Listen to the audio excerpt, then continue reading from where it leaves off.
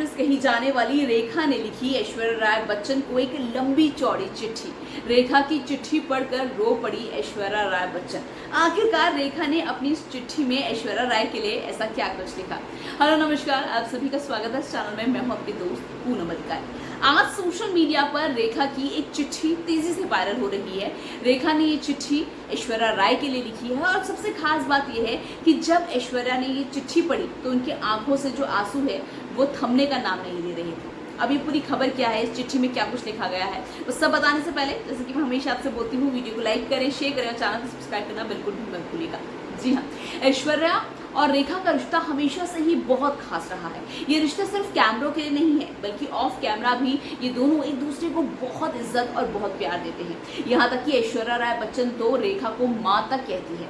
यही वजह है कि आज सोशल मीडिया पर जो रेखा है उनकी चिट्ठी तेजी से वायरल हो रही है। ये चिट्ठी रेखा ने ऐश्वर्या राय बच्चन को लेकर लिखी है। इस चिट्ठी में क्या कुछ लिखा है रेखा ने, वो भी मैं आपको बता देती हूँ। रेखा ने लिखा है, मेरी ऐश, आप जैसी महिला जो अपनी आत्मा के साथ तालमेल बिठाती है वो बहती नदी की तरह है जो कभी स्थिर नहीं होती। वो बिना किसी दिखावे के जहाँ जाना चाहती है जाती है और अपनी मंजिल पर खुद और सिर्फ खुद के लिए पहुँचती है।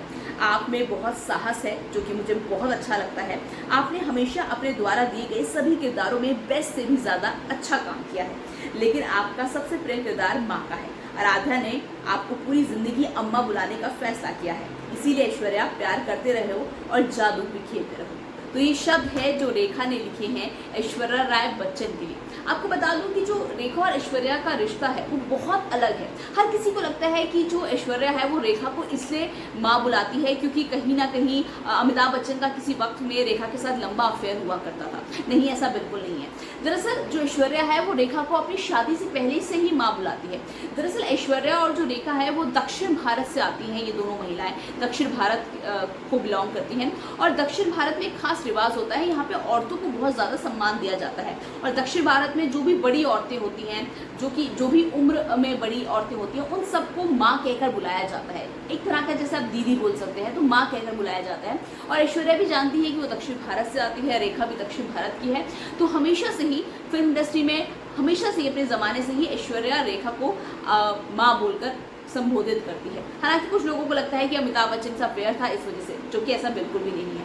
साथ ही मैं आपको बता दूं कि भले ही चिट्ठी आज सोशल मीडिया पर वायरल हो रही हो, लेकिन रेखा ने ये चिट्ठी ऐश्वर्या को अभी नहीं लिखी। रेखा ने ये चिट्ठी ऐश्वर्या को लिखी थी साल 2014 में, जब ऐश्वर्या ने बॉलीवुड इंडस्ट्री में अपने 20 साल पूरे कर लिए थे। इसी खुशी को सेलिब्रेट करते हुए ऐश्वर्या को रेखा ने ये चिट्ठी लिखी थी।